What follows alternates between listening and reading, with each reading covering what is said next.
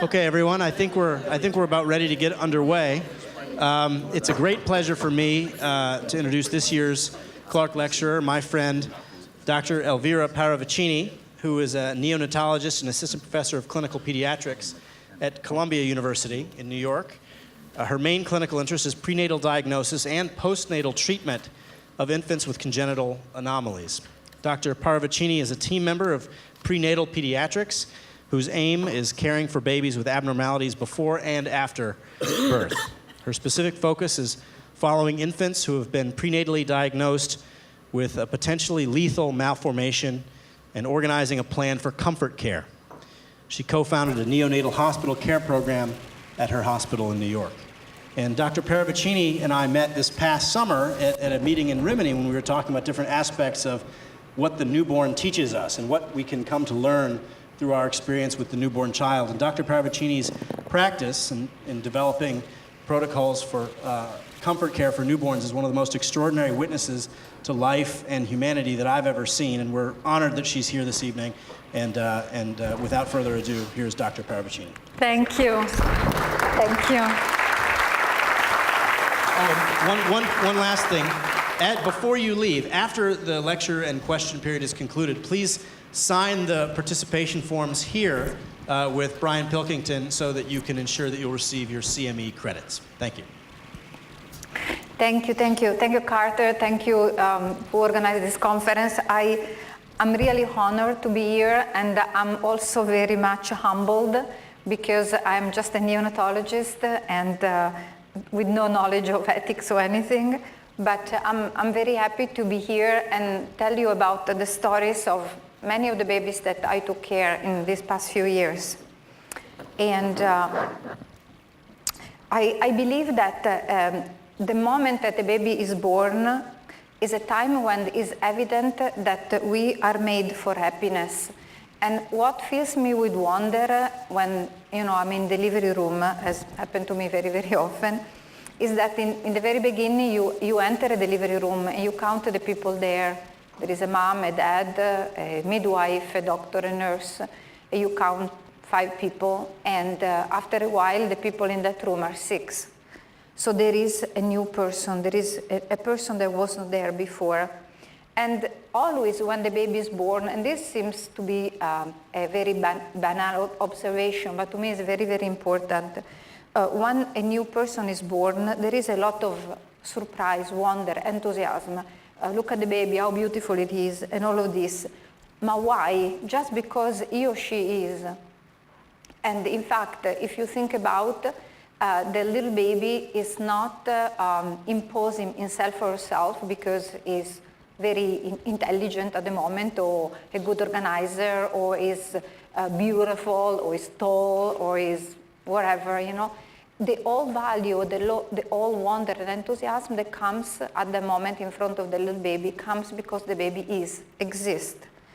And to me, all this enthusiasm for a new baby just born is the witness of a promise that is born in that moment, which is the promise for happiness. And let's say, in my career as a medical doctor, as a physician, this was what fascinated me, was what pushed me to pursue a career as a neonatologist. Because I always had this strong desire to support this promise for happiness for babies, for infants with medical problems. Because if I cure them, if I heal them, I will be participating to the fulfillment of that promise. In short, I wanted to become a neonatologist in order to save babies, to save life of babies. Okay, this is the hospital where I work, and I've been there since 1998. We have about 65 to 70 beds of intensive care.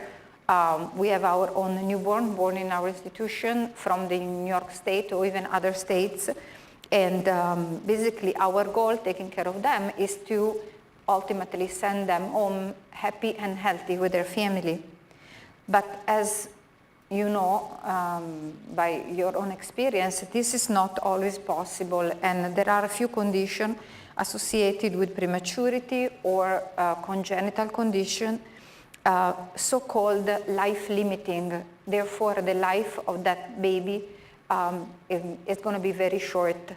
And these conditions are not susceptible by medical treatment or surgical treatment. And at a certain point in my career, I ended up taking care of this kind of baby especially. And I want to tell you a couple of words about how it happened, because it was not really my idea. As I told you before, my mission was save baby's life. So I would never put myself on the first line to stay with babies who are dying, okay? And so, in a sense, I really believe that someone called me there. And this is the story. So, one thing that I always did as a neonatologist, I wanted to participate to the prenatal diagnosis because I love to offer to parents a plan for when the baby will be born, when the pregnancy is a high risk. So I like to meet parents expecting a baby who will have problem after birth. So then we can give them a perspective, okay? And unfortunately, nowadays, more and more, the prenatal diagnosis is very focused on the identification of any kind of malformation, but not in order to give a perspective of treatment afterwards, but rather to eliminate the patient. And therefore, as I've been joining the group of prenatal diagnosis with a lot of enthusiasm, after a while, I was very much depressed. I felt myself being useless. Was very painful for me because, you know, the option given very often was the termination of pregnancy without giving many other alternatives. And so, I'm talking about many years ago at this point, so I decided to dedicate myself only to pure neonatology and not to be involved in the prenatal care. After about 2 years, from this time in which I decided not to join this group, I met one day in a corridor the chief of prenatal pediatrics, and she told me out of the blue, she told me, "Ma Elvira, why don't you come anymore to our meeting? They're so interesting, we learn so many things." And she was sincere. And at that moment, I told myself, whatever is happening is the voice of the mystery to me. And so someone is calling me to go back to that meeting. And so I told myself, I need to go back, and, you know, babies are suffering, families are suffering, I suffer with them, and so I decided to go back. Well, what ended up happening that following Wednesday when we met again, the OB fellow described the cases of 2 moms, and both of them expecting babies with trisomy 18, which is a life-limiting condition. And these moms were not interested in a termination of pregnancy. And so there was a big discussion among the doctors, you know, like, what do we do now? Who's going to take care of the baby? When the baby is born, what should we do? Should we, whatever. So big discussion. So I found my spot perfect there. So I raised my hand and I said, you know what? I can take care of those babies. As a neonatologist, we can do the comfort care, no problem. Give it to me. And when I said this at the moment, sincerely speaking, I had no idea of any details. What does it mean to do comfort care? But I said what I said because I knew that as a physician, I can always offer a treatment for any patient with any condition, even if his or her life is 7 minutes. And so I felt, well, I am a neonatologist, I will take care of those are my patients. And so I started. Now, yes. Well, let me see, I don't want to skip anything. Okay, so from that day on, for some reason, this was 2006, anytime a woman will come to the hospital who is not interested in termination of pregnancy, or women who would have aborted but the pregnancy is too advanced, all these mothers were referred to me as a neonatologist in order to propose them the comfort care. And so that's why in the past, at this point, 6-7 years, I met many families. I took care of many babies with these conditions. I want to do a parenthesis because in order to explain to you how I developed the comfort care discipline per se, I want to make you understand a big step in my profession, which is how I understood what does it mean to be a doctor, okay? And because don't forget that I wanted to become a neonatologist to save the life of my patient. And so my question was, these babies have a very short life. How do I deal with that? Because I'm not going to give up my desire, no? And so since I learned everything from my patients, I want to tell you a story of the little girl called Maria Jimena, who actually taught me exactly this step. And because of what I learned taking care of her, I was able then to develop the comfort care program. So Maria Jimena is the daughter of dear friends of me in New York.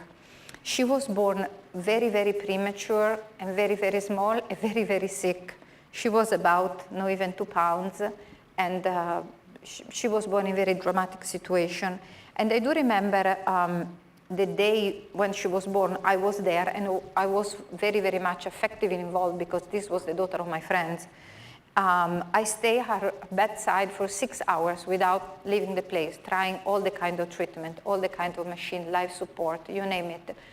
And why I was trying to do all of this to save her life, suddenly I thought nothing that my knowledge, my medical expertise, my experience, nothing of this would save her life if the one that gave her life decided to do so. And so in that moment, I had the intuition that during that resuscitation, that I have to give all of myself in the resuscitation, in the techniques, in my knowledge, experience, and all of this, to serve another one who gives life, because her life was in the hand of this other one. And, pushed too soon.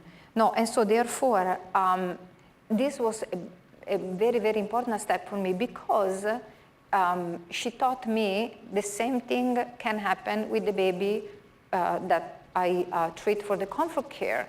Because even when a baby will live 7 minutes, in those 7 minutes, I need to be very attentive, very affectively involved in order to understand the clinical sign of that baby, to know which way his or her life is going.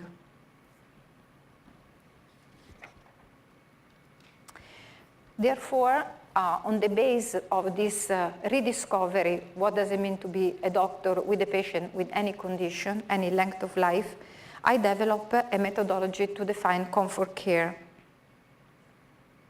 Now, I'm very detailed in the description of what comfort care is for me, because many people use this word, but you can basically do anything, no? So for me, comfort care is something very precise. And when I present to the parents my plan, I go through all the details. So first of all, comfort care is not try to be kind with the patient and don't do anything medical, because there is nothing we can do. Absolutely. It's not true at all that there is nothing we can do. Actually, to tell the truth, the care of these patients is much more complicated, more time-consuming than with other patients. Because with these patients, you'll see afterwards, I give you some clinical cases, you have basically to override all the guidelines. Forget about all what is written in the book, the organization of the intensive care unit, the rule of the nurses or the rule of the doctors. I mean, you have to do something special. And so much so, you have to involve a lot of your medical expertise and also a lot of your humanity. And one thing that I always say to my medical team, medical nursing team, is that, comfort care should be applied to any patient because any sick person wants to be comfortable, so should be part of the treatment. In these cases, becomes the focus of the treatment because there is no ultimately healing. So therefore, I saw, and I did that comfort care per se can include the medical treatment and in extraordinary cases, even surgical treatment, but with the goal to make the patient comfortable. I give you an example. A few years ago, we took care of a little girl. She was born with very severe anomalies of her face and brain. And basically, when she was born, the only recognizable part of her face was her mouth. Everything else was injured, not recognizable. And when she was full term, the rest of her body was completely fine. And so when she was born, she was struggling, breathing and feeding because she had only the mouth opening. And, but she was a strong girl, and therefore we discussed the case, and I proposed to the parents to surgically place a G-tube. So then she could breathe, and she could be fed. And we did that. She lived for 4 months, and she was a happy baby with her parents for 4 months. So that's just to give you an example. Okay, so let's go through more details. What's comfort care is a medical and nursing treatment. So the principle of comfort care, I say like this, are satisfaction of basic needs. And this is, something that maybe everybody can come out with. It's a very simple list of basic needs of a baby, and it comes from my observation, taking care of babies. So in order to be comfortable, a newborn should be welcome, should be clean and warm, should not be thirsty or hungry, and should not suffer pain. And we do have some resources to face all of these situations. So we do medical rounds on these babies as any other patient. And when we round, I ask my resident, I ask my nurses, what can we do to make this baby comfortable? And as we try to, let's say, answer these basic needs, then there are many, many others issues that we need to face according to the diagnosis and the prognosis of different babies. So it's kind of, as I said before, it's kind of complicated and very, very personalized, okay? And I will get to some examples. But as a premise, I want to say that in the course of this several years that I'm doing this, I took care of more than 50 newborns, their families. And first of all, was beautiful things for me because I really participate to beautiful stories, and I learn many things also from a medical point of view. And especially, I saw very well the victory of beauty and truth over limits, lies, and even over death. And I give you an example about that. You will see now, I will show pictures of some clinical cases. These pictures were given to me by parents, very, very proud of what happened to their babies.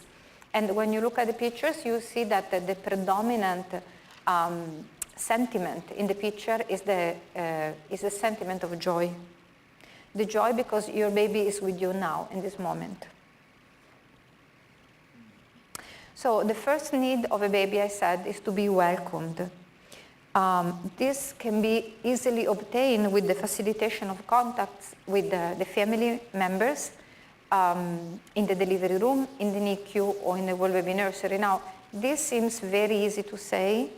In reality, it's very complicated. For example, I don't know how many of you work in neonatology, but to create, for example, in the postpartum, an environment who can welcome a mom with a baby who is dying is extremely difficult, extremely complicated.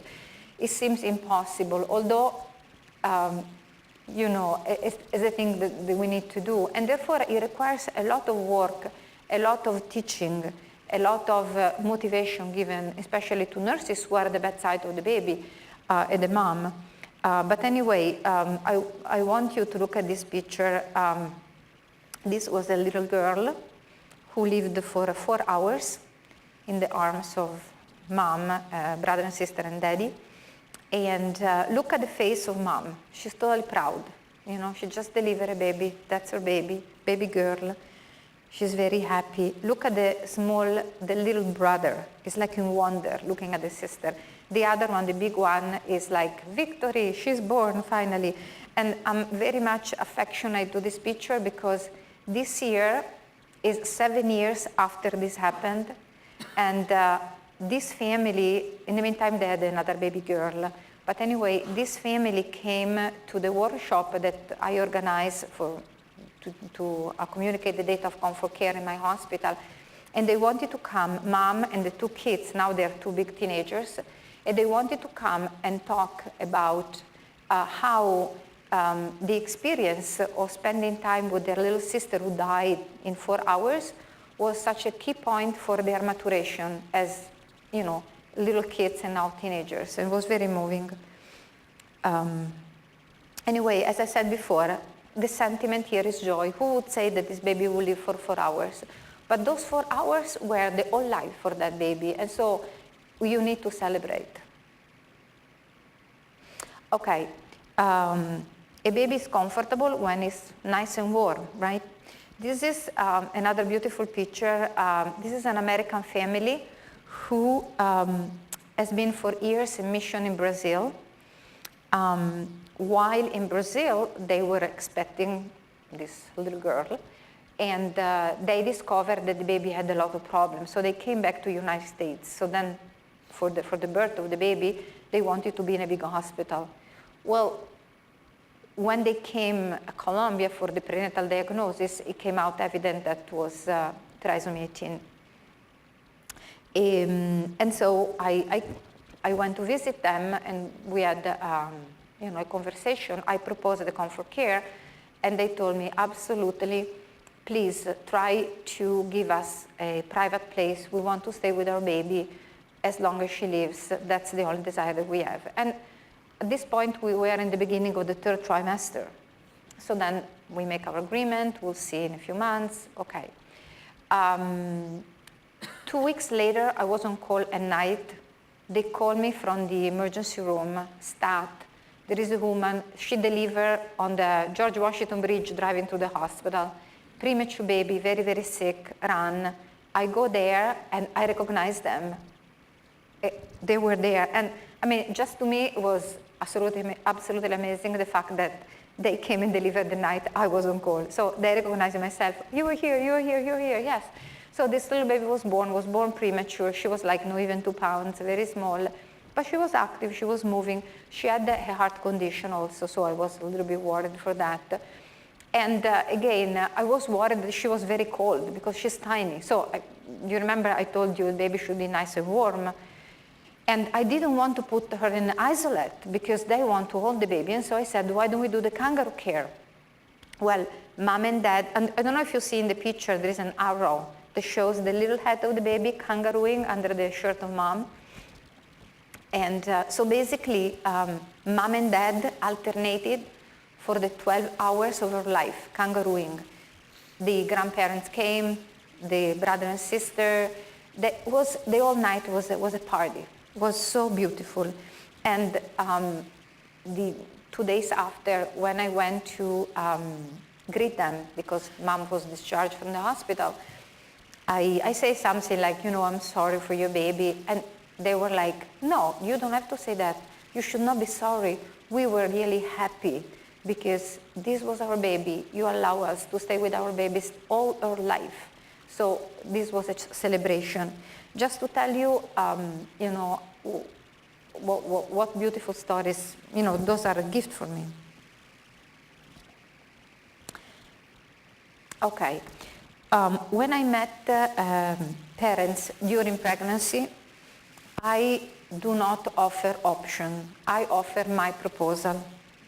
And I enter the room and I propose myself as the doctor who will take care of their baby. I say, I'm a neonatologist, I'm here to take care of your baby. And, when we foresee that the baby can be cured, of course, I go over treatment, surgery, medicine, whatever is necessary. When I face these parents expecting babies with life-limiting condition, I introduce myself in the same way, but I explain how the life of their baby is going to be short. And therefore, I propose myself as the doctor who will take care, but the focus will be the comfort of the baby. So I say the life will be short, but we'll try to make his or her life the most beautiful possible. And I really believe that any other proposal is not adequate, because any other proposal does not address the needs of the parents. And it does not even address the need of a doctor, because as a doctor, I need to care for my patient. So an option who doesn't allow me to take care of my patient but eliminates the problem is not a medical option for me. The other interesting thing that I do is, even before starting telling them, the diagnosis, what's wrong with the baby, et cetera, I ask them, is a boy, is a girl, do you have a name? So basically, I want to communicate them how much I do care for their baby, because I do care. And what I see is amazing, is a sort of affective competition, because I learn over the course of these years that a parent cannot stand the fact that there is somebody else who loves their baby more than them.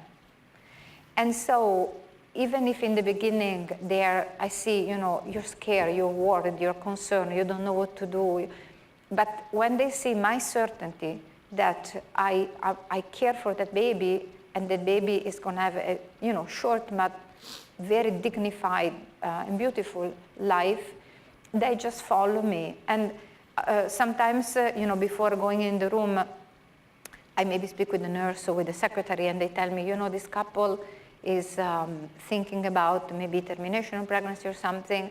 And you know what? I don't care. I don't know anything. I'm a neonatologist. I go inside.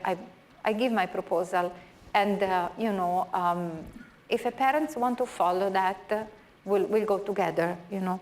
And the vast majority of the parents that I met really follow that, because the possibility to hold your child at least for 5 minutes is everything.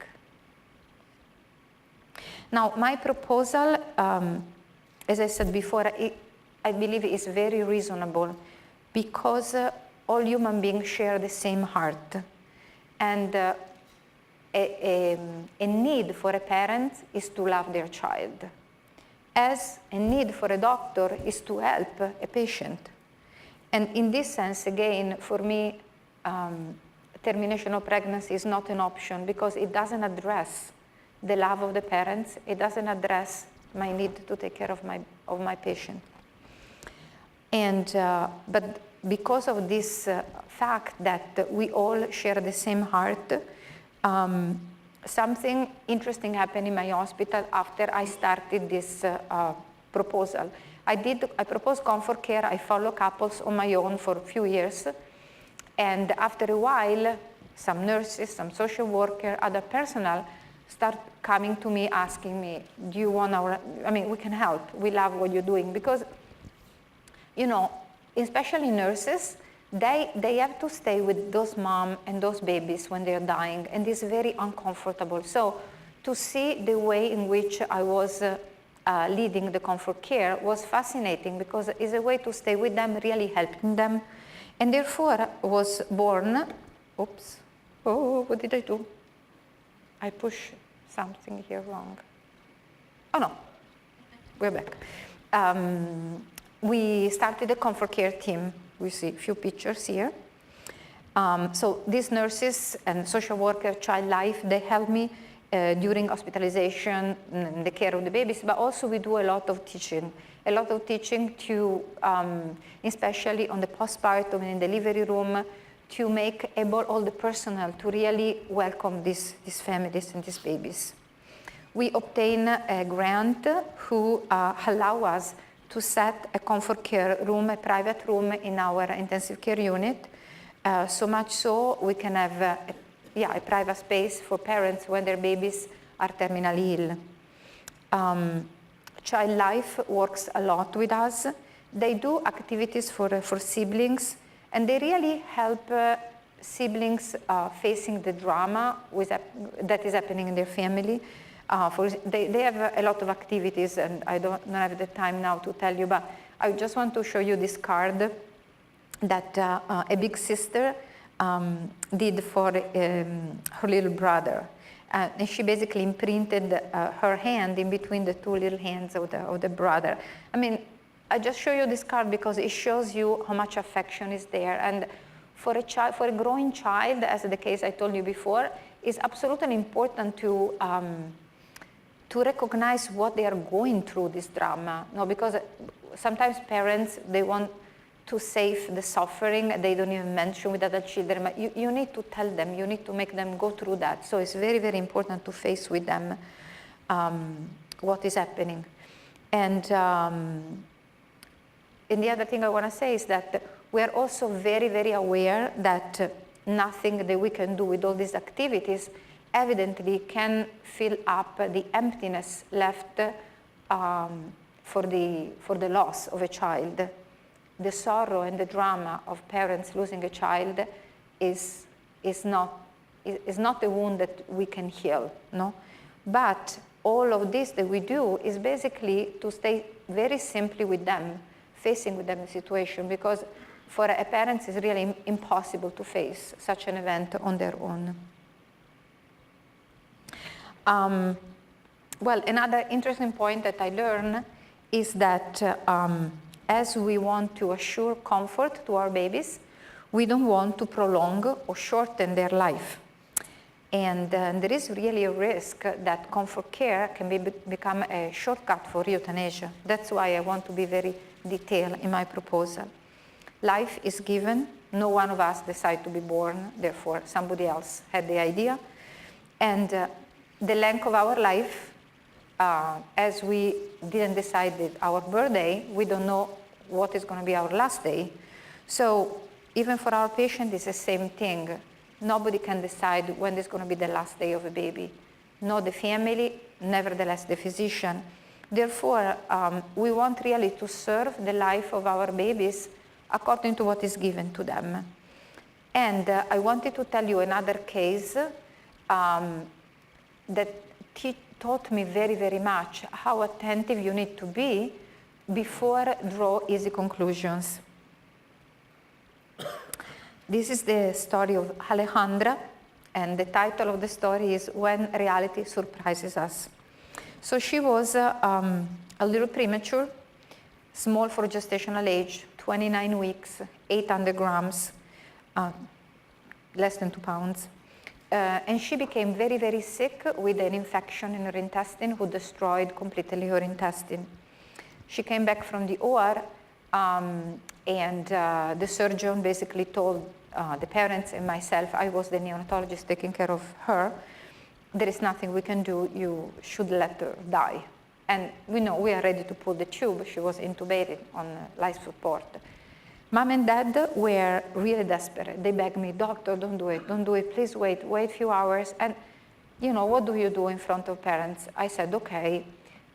I decided to keep her a few more hours on the vent, not because I thought she would recover, sincerely speaking, with all my medical knowledge and judgment, but for 2 reasons. One, because I want to give them the opportunity to spend a little time with the baby. Second, because premature, sometimes they need life support even if they're healthy. So I said, you know what, it's almost routine care for this baby. So leave him alone, and then, she'll declare herself, okay? So I proposed to the parents this kind of comfort care. I told them, let's give a minimum of vent support, a minimum of nutrition, parenteral nutrition. She was on an antibiotic because she has this terrible, terrible infection. And then she was on morphine around the clock. And we started observing her. Now, she was surrounded by people who really loved her very much. First of all, her parents, day and night, her bedside. A group of nurses became very, very dedicated to her, and I put myself in the list as well. I became her primary neonatologist. I never abandoned her, even when my service was over. Well, we decided to observe her, not taking anything for granted, look very attentively to the clinical signs, and 1 day, 2 days, 3 days, weeks, at a certain point, her wound started healing by second intention. She started moving a little bit. She started breathing a little bit. Well, the day came, kind of incredible, right? That I have to tell the parents that I want to turn off the life support, not because she was dying, but because she was breathing on her own. Well, to make the long story short, after a few months, she went home. This is her. She went home at 5 months of life. Her weight was almost 9 pounds. Her intestine was very short, few inches. She went home on parenteral nutrition with a central line. She could drink only very small amount of milk, but she was alive. This is picture, first birthday in my house with some friends. And this is, paradoxically, she's feeding her doll. She would never be able to get the bottle, but she's feeding her doll. So, you know, she's right now 5. She goes to school. She had parenteral nutrition only 2 or 3 nights a week.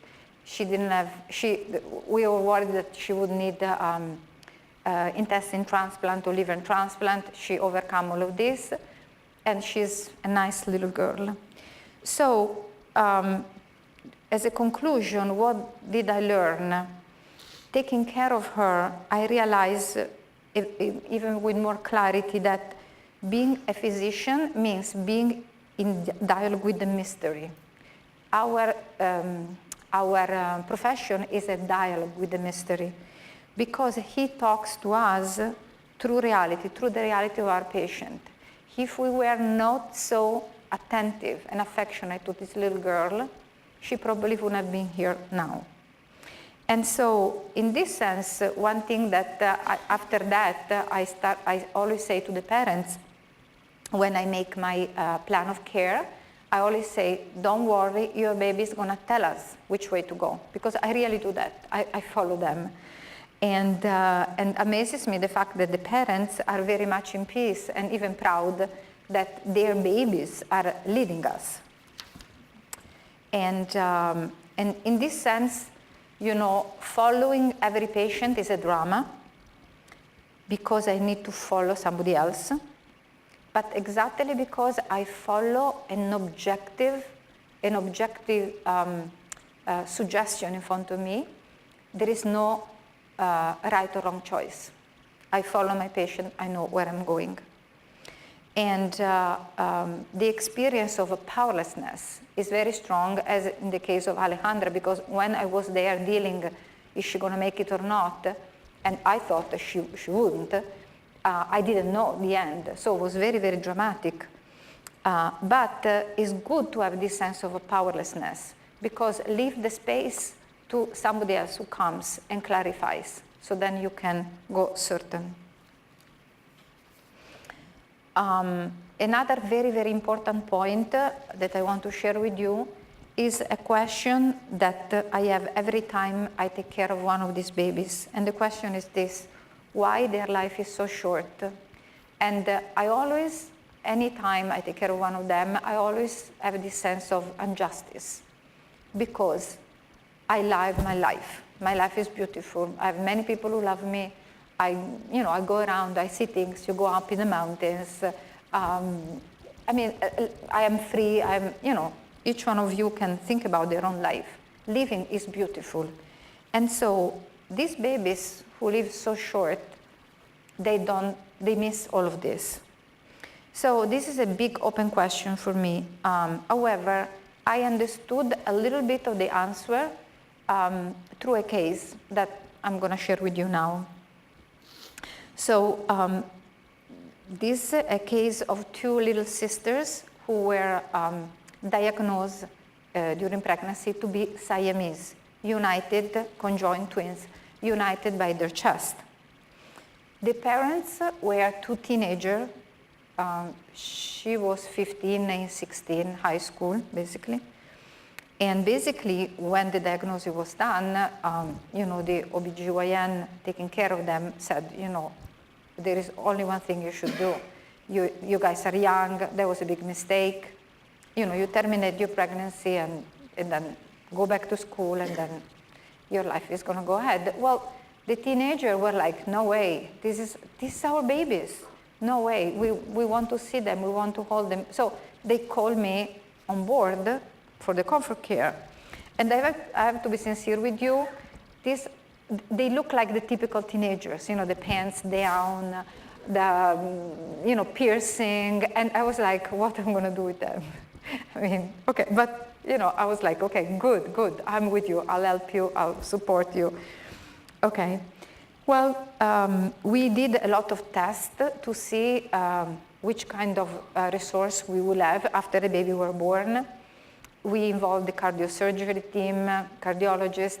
The problem was that they share one heart, and the heart was severely malformed. So there is no even the possibility to think about to save one baby with an intact heart. And so we really went through the comfort care road. Then she became hypertensive, she had preeclampsia, and the baby was born premature at 29 weeks. So the day when they called me because they are delivering the baby, I went to the delivery room and I was very sad because in the delivery room everybody was complaining why they want to go ahead with the pregnancy. This girl is crazy. She may be put in danger other pregnancies. She's going to get the cesarean section with a large wound. And what are we doing all of this?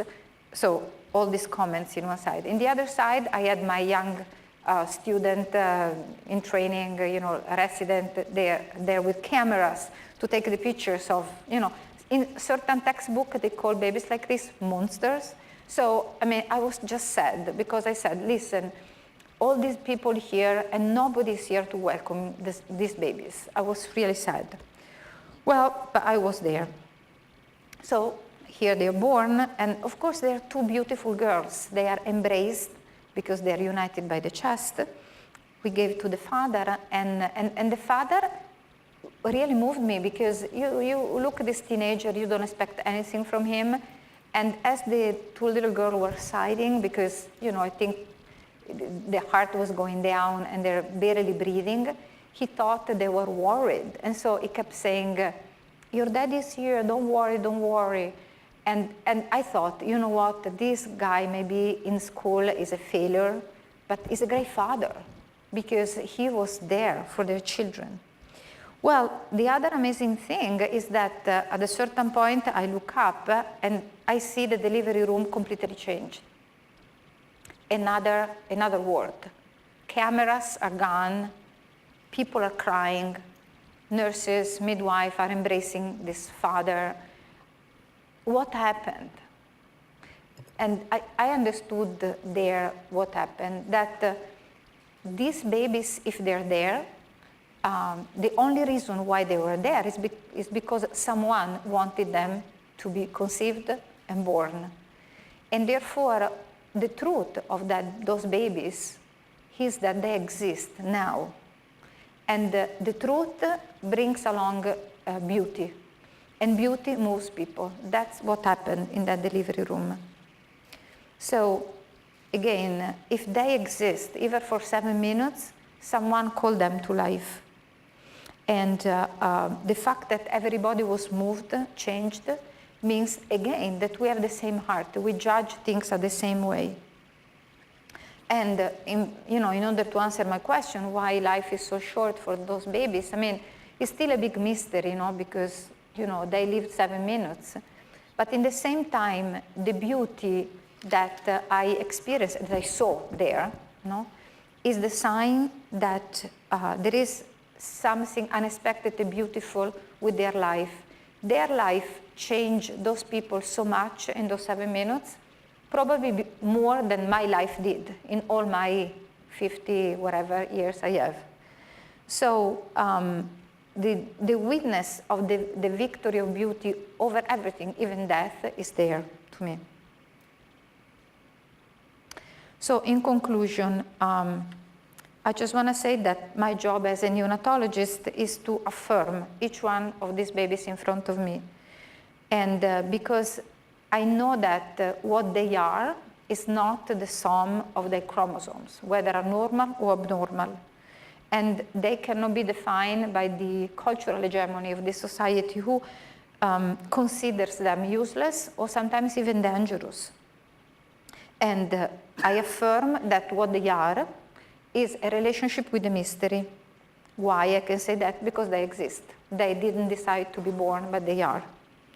And so this sense of promise for happiness is there, and somehow even in babies like the one that I just mentioned before, live for 7 minutes, somehow can be fulfilled. But you need to look at the reality in its truth. You cannot be superficial. You really need to look for that, and then you'll find it. I guess this is it.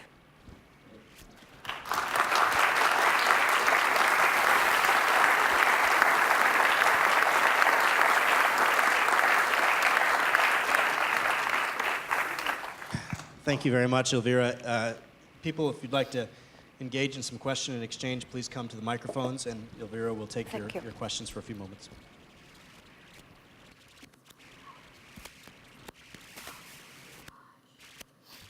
Yes, my question is, where do you personally,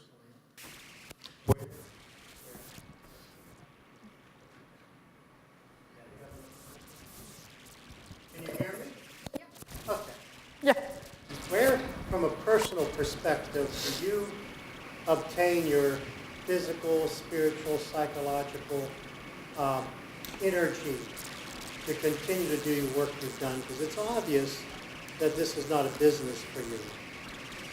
In the way you present the issues, in the way you discuss the patients and family, but obviously this is exhausting too. Where do you replenish, or how do you replenish yourself? Because that can help us as physicians from your perspective, from the physical, psychological, or spiritual exhaustion or drainage you experienced here. Yeah, no, absolutely, you're right. On my own, I would never be able to do that. Well, I think I belong to the Catholic Church, okay? This is the big Mm-hmm.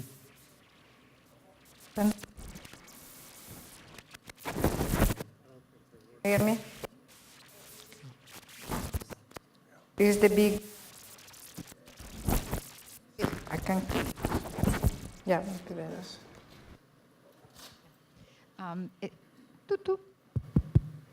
is the big environment in which my person is growing,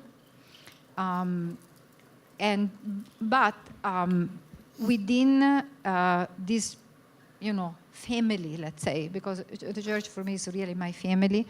I also needed to have close to me friends in the medical field.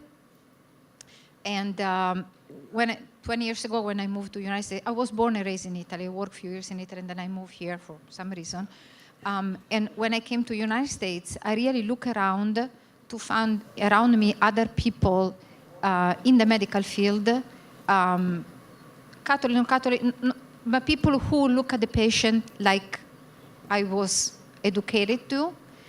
And I have to say that over the course of the past maybe 15 years, more than anything, I developed friendship with people, especially Catholic people, but not only.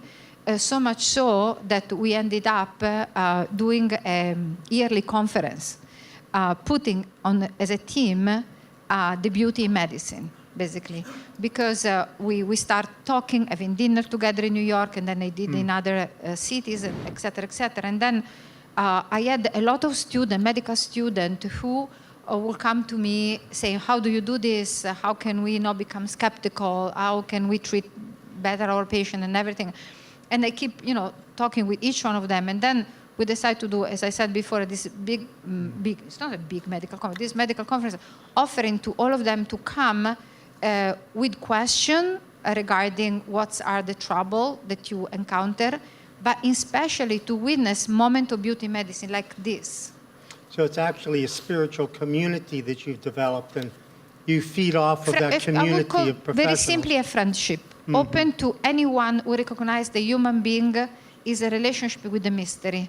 In a sense, is born, especially from me and my friend, we belong to a Catholic movement in the church, but open to anybody who share the fact that the human being is a value because he's made by somebody else. And if you work in medicine with that perspective, everything changes. Dr. Parravacini, thank you for this very moving talk. I'm an OBGYN, and I wondered if you work with perinatal hospice or if you have perinatal hospice at your hospital. If we have a perinatal hospice? Perinatal hospice, which is a program where women who have a baby with a life-limiting condition would be treated and counseled prenatally in sort of a hospice way to anticipate your work. And I wondered if you had perinatal hospice at your hospital. Well, I wish because I am trying, in my institution, I'm trying to have someone on the OBGYN side working with me, but it is very difficult because people have different mentalities. As I said during my talk, what is happening now is that when mom expecting babies with life-limiting condition, since all of them, they come and contact neonatologists, so they have me on board, but I wish that some of our OBGYN would be willing to helping that, but it's a difficult, it's difficult. You have to have people willing to do so, yeah. I wish you can come and work with me.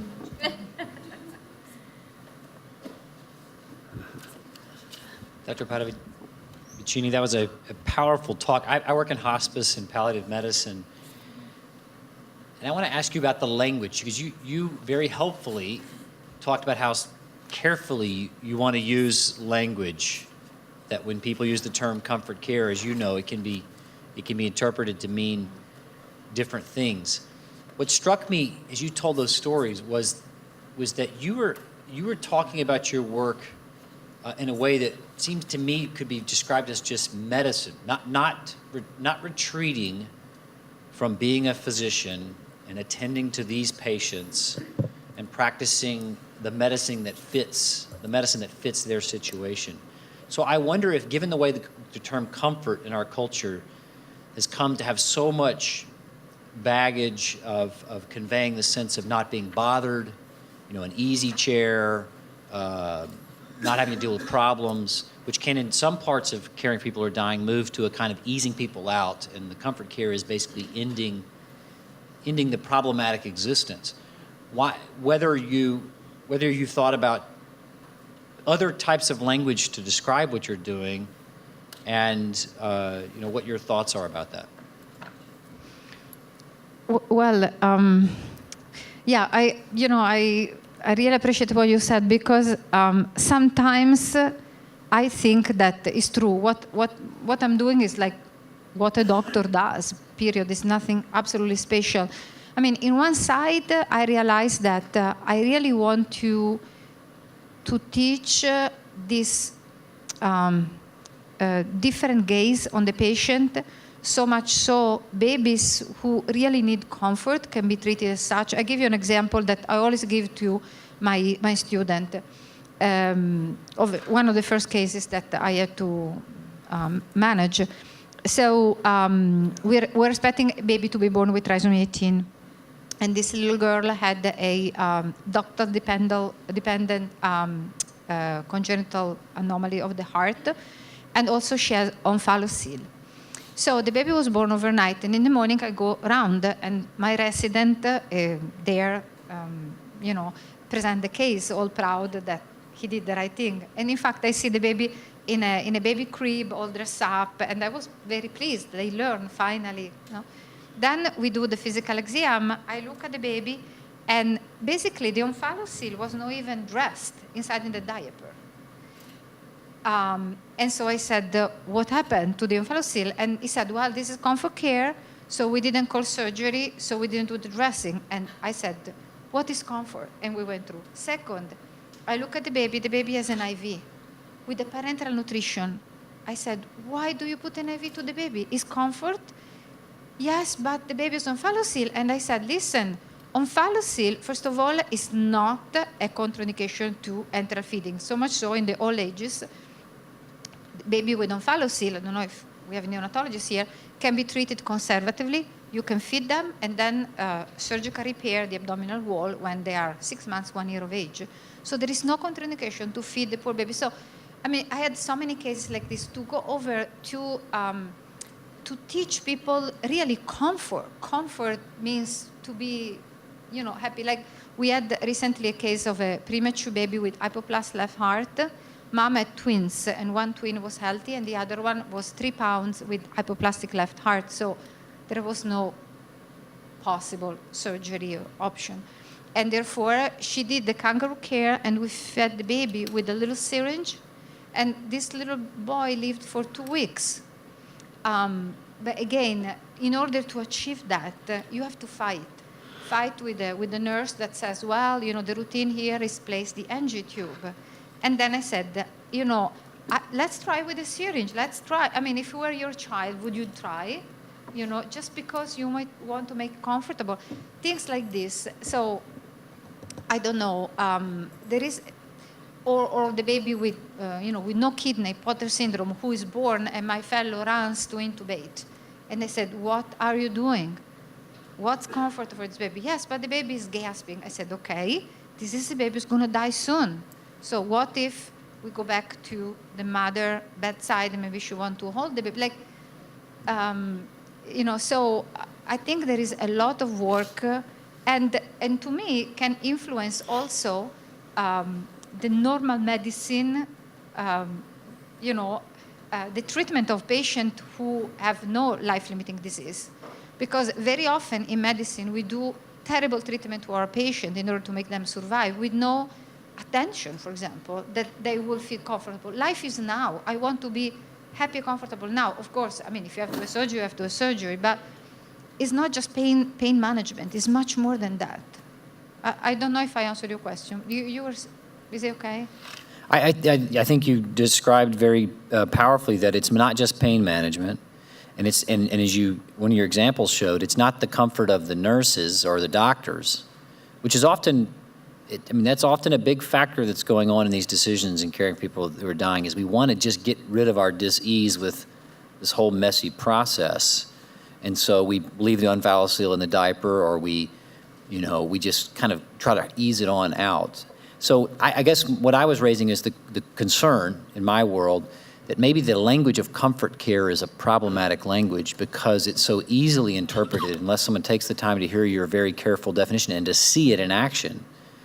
It's so easily, they miss that you're bearing witness to, I think, you're bearing witness to a different understanding of what medicine is, not a different, maybe a truer understanding of just being a physician. Well,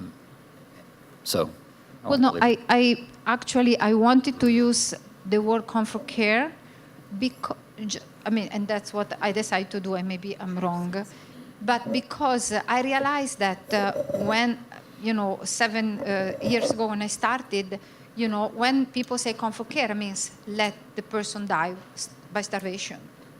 And so I want to say, no, comfort care, I want to be true to that definition. No, if I say comfort care, it must be comfort. It cannot be anything else. And so that's why details. Because if you tell me you want to do comfort care, I'm asking you, which are the principles of your comfort care with this patient? And so we can,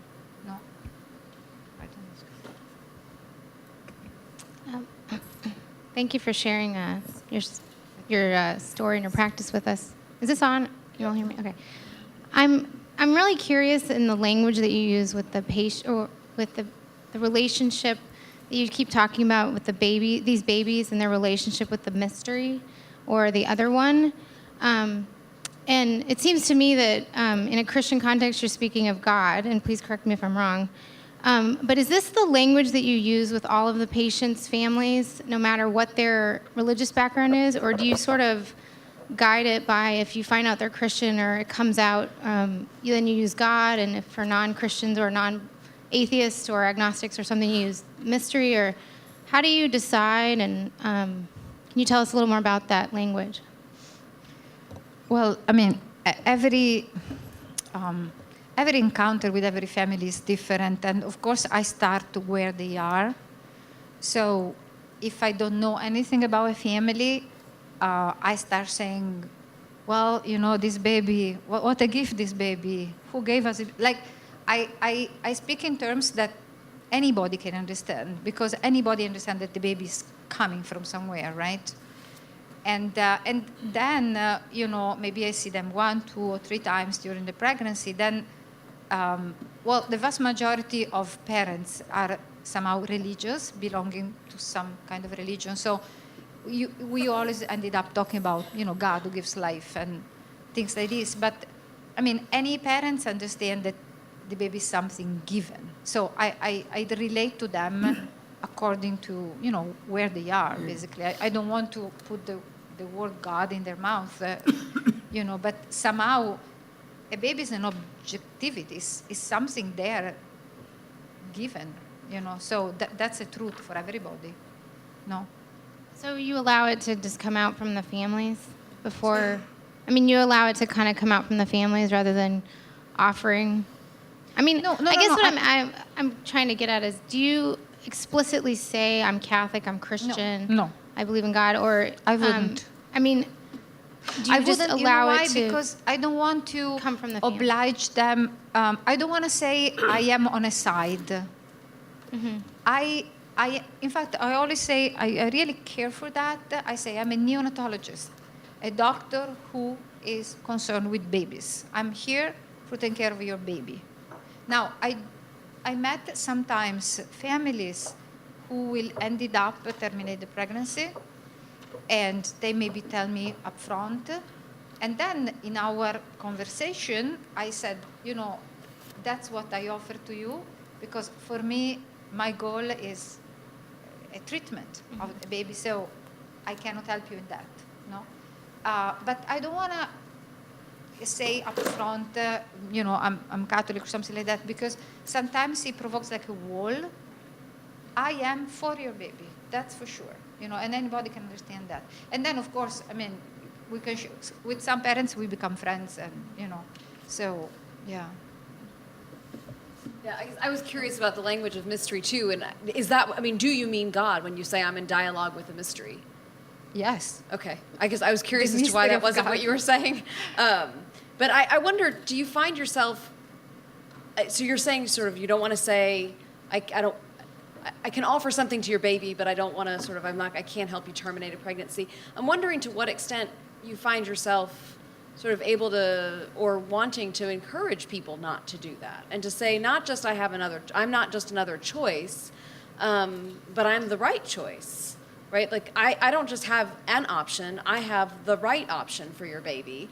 And to what extent you're under pressure from your colleagues who end up referring people to you from OBGYN or maternal fetal medicine or wherever, saying things like, no, that's irresponsible, right? I can see people who say, because I hear this language all the time, you're putting women at risk for a baby that's going to die anyway. They shouldn't go through this pregnancy, or that kind of language. And I'm wondering how you negotiate all of that. So I wonder if you could say more. Well, in order to do what I'm doing now, I need to be very careful to respect, all the other doctors working in the hospital doing what they're doing. I don't want to create any animosity or fight or anything like that.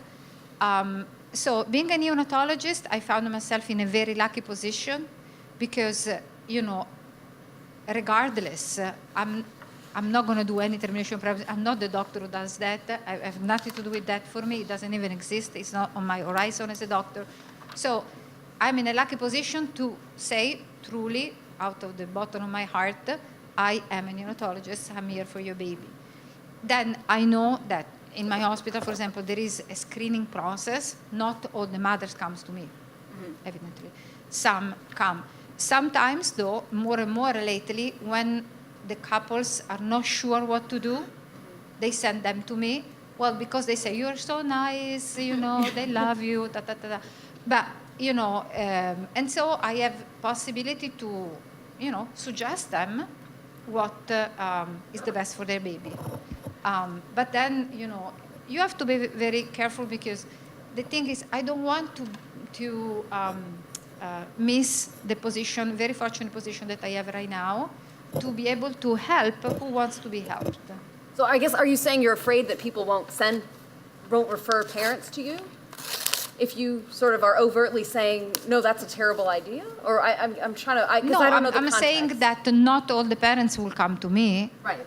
I you know, in our hospital, each one of us, as a neonatologist, participate to the prenatal diagnosis. So we are 20 neonatologists, and so each one of us is called certain day, certain time.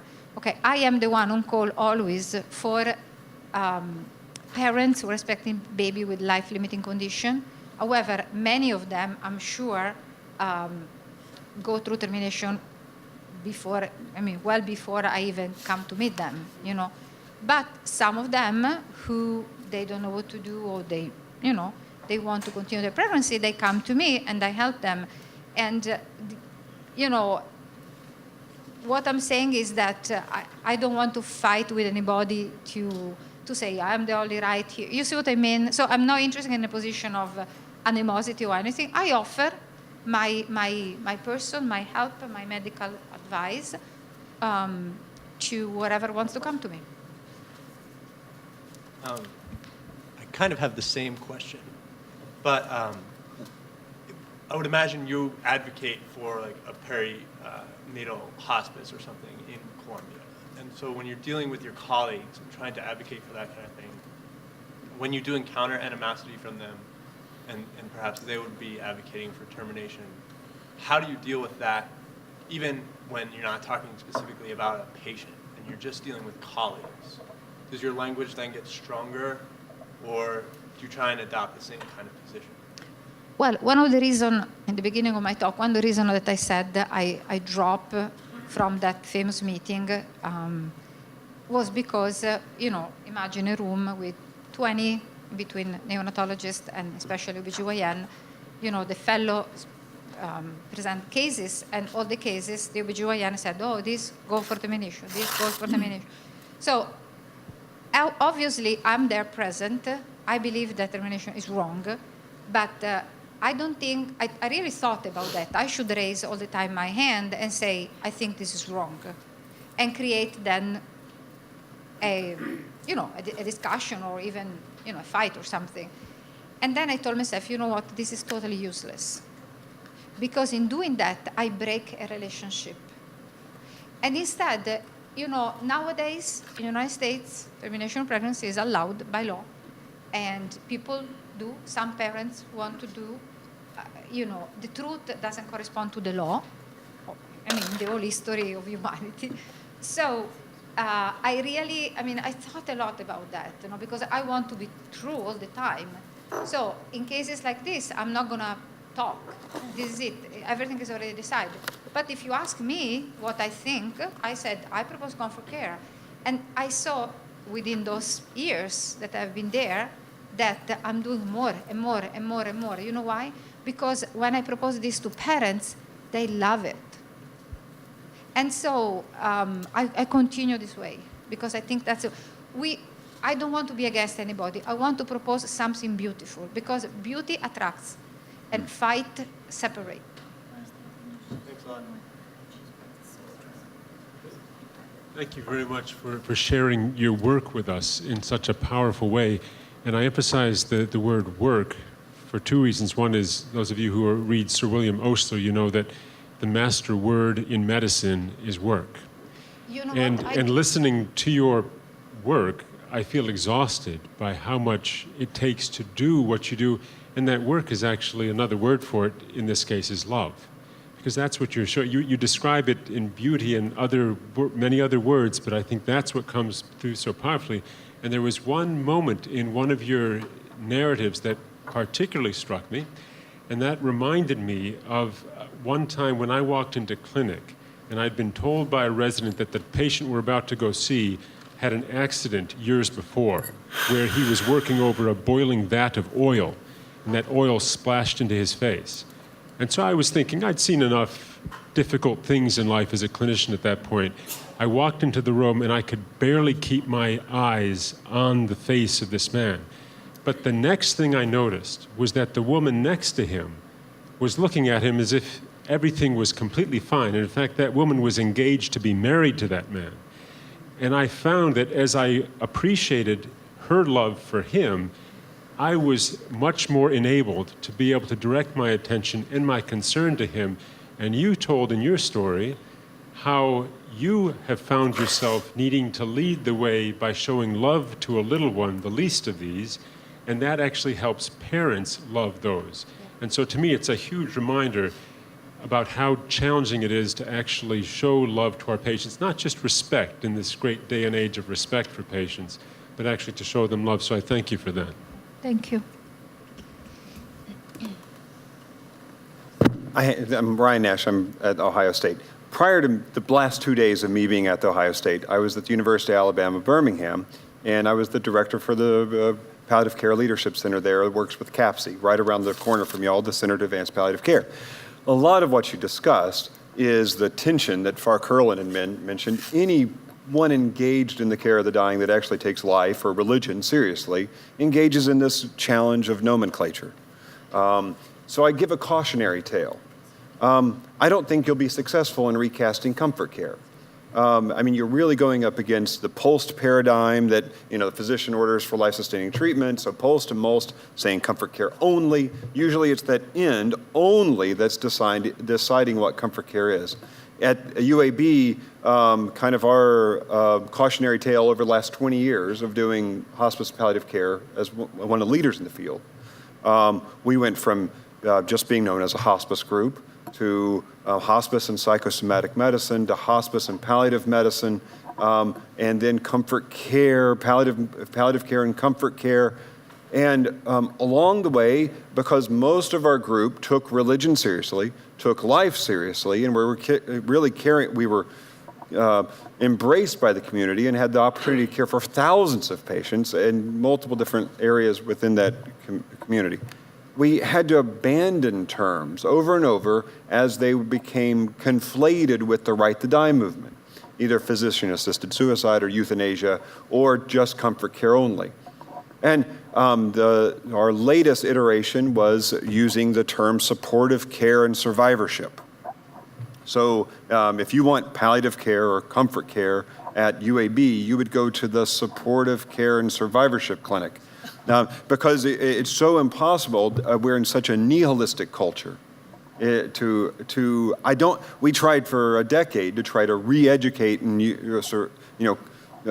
keep the terms of palliative care, keep the term of hospice. We still have it in our official credentialing, but we had to come up with new terms because the nihilistic culture is pervasive.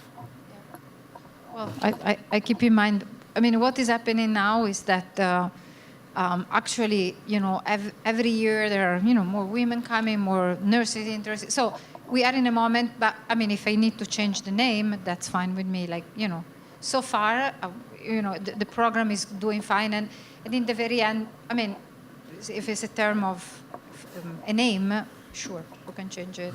I also say that just to also give you encouragement that you're not alone. It often feels very isolating. But you have people, even within this room, that do very similar work. Thank you. Yeah. Yes, I think you humble us with your efforts and your story. And the mantra I'd like to see come from your talk of the many wonderful things you said is a statement that it is never true that there's nothing we can do, not just I as the doctor, or you as the nurse, or the parents, or the loved one, but everyone together. And one of the things, I mean, we all came from where you started out to save lives, and it's very difficult when you're not saving a life. And I think we all have seen many times colleagues withdraw from the patient, families withdraw from the patient in that time when really they need them more than anything. So I commend you on that. Thank you. This is the question from Dr. Engelhardt, who's over here. He wants to know, if in a post-Christian world we do not mention God, then who will mention God?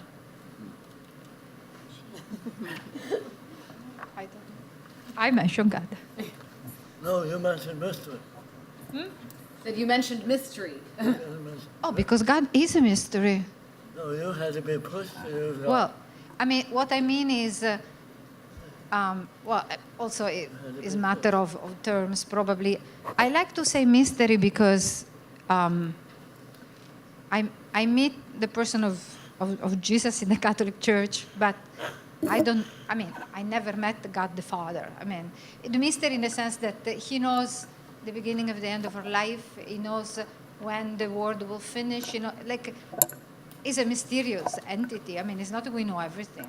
So, in a sense, is something so big that I like to use that definition, and it's true for every single person in the world, even a man who lives in I don't know, in the desert island in the middle of the Pacific, who never saw any representative of any religion.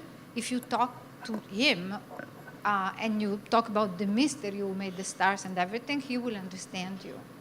So, in this sense. I'm very deeply touched by your approach. That is, your approach is very positive. So you come to the parent to take care of the parents, to take care of their child, and you say, this is what I propose. I propose to take care of your child. That leaves you open to so many wonderful opportunities and doesn't shut anything down. So you're not seen as the anti-abortionist, you're seen as the neonatologist who takes care of the children. And that creates a wonderful image and practice for you and a wonderful example to be modeled by other people.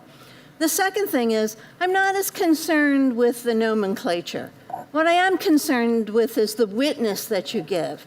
And I think to the people at the time of early Christianity, their concern was not with the names, but with practices. And the practice that they were focused on was see how they love one another. And that's what you carry and what you allow parents to do and what you open the possibility for nurses to do. And we thank you for that. Thank you very much. Thank you. Yes. I was struck with your ability to marshal other members of the team, but you failed to mention whether you've been able to marshal another physician to do work with you, whether a trainee who you have nurtured and brought along with you, or another member of your 20-person group. Could you speak a little bit to whether it was just an oversight or whether you have had challenges in recruiting individuals to carry on the work that you do? Because if you get hit by a bus and you're the only one, this program goes away. Do you have any feelings about that or some experience with it? No, as I said before, I work with other 19 neonatologists, and actually they have a profound respect of what I'm doing, and they're very, very supportive, starting with my Dr. Pauline, which is the director. They maybe don't share my ideal or motivation, but they do share the opening to the family and the support that we give to them. And therefore, it happened already that maybe I am in vacation and somebody else will work with me. There are 2 or 3 especially who are very much involved with that. But evidently, when I am there, it's my environment of work and research and everything. But I also very much amazed by the fact that, this is something beautiful for the family. As I said, it's a proposal, so I'm sure that maybe some people would not share this. And I don't know on the side of OBGYN, although I mean, they appreciate that the family appreciate. And so that's good, yes. If your approach is successful, it's encouraging that you have the support and teamwork of your attending colleagues. But it may also be important, if your approach is successful, that you model that approach consistently for people who can learn it from you. They may not have exactly the same style, or they may not have exactly the same appreciation of the encounter. But if the next person along comes on too strongly, too abruptly, does not seem supportive to the parents will then lose confidence in the effort. No, what is happening actually is, I don't know, I'm very fortunate where I work because it happened even maybe Saturday and Sunday, maybe I'm not around, my colleagues will call me home. What do you say? What would you do? What do you propose? Like, they really understand that this is something important for me and they want to really give space. So, and among us colleagues, I don't recall a situation in which one of us will tell the parent. We try to do a lot of primary care of the babies, whether we are in service or not, to give to the parents let's say, a plan and never go against each other. Is something special, I think, that we have in our department. At Brown, we have a simulation program with someone who is really quite expert in this at sharing bad news with parents, and we simulate this for each group of residents and fellows that we teach. I don't think it's quite the same as the approach that you are advocating, but at least it gives them a model to follow. Your response to Dr. Wright, and then your other response made me think of an article by Stanley Hauerwas and his argument that medicine requires, true medicine requires a Christian approach. And I wonder if one of the reasons you're able to differentiate yourself from your colleagues is because you're drawing upon an inner strength that stems from your Christianity, and it's a resource that your colleagues just don't have to tap into. Yeah, definitely. So, I mean, my belonging to the church, especially to the Catholic movement of communal liberation, I belong to the Catholic movement in the church, is a strong education to look at reality as given. Like, I mean, I look at you, and I know that you are a relationship with the Mister. You are made. We are here in this room because someone loves us and wants us to live. So whether we are good people, criminals, whatever, someone loves us and affirms us right now. So I understand that when I face my patient of certain parents with this gaze towards them, my medicine is different from somebody else. And I found myself really fortunate for that, really blessed. But among all my colleagues, I mean, someone says they're Christian, someone Jewish, but there is so much goodness, though, in people. I mean, aside what they proclaim to be, because maybe they went through something terrible in their life. They lost a child, the wife died, I don't know, some wounds. There is so much goodness and opening to people that, I don't know, I stay my colleagues, and I think that with different motivation, different ideas or something, all of them, they are trying to be good neonatologists. But I do see your point. Like, I know where I'm coming from, and without the belonging to the church, I would not be able to do that. It would be impossible. I would be very different. Yeah. Oh, yes. I'm an anesthesiologist at a city publicly funded hospital, and we've talked about, in some ways, the far end of congenital infirmity in terms of abnormalities that are severely life-limiting, hours, days. We haven't really talked about the other end of the spectrum, from trisomy 21 to the middle, where the challenges for the family and the community are not hours or days. They're a lifetime of caregiving, which can sometimes be overwhelming to families. And I was educated here. I come from a Catholic background.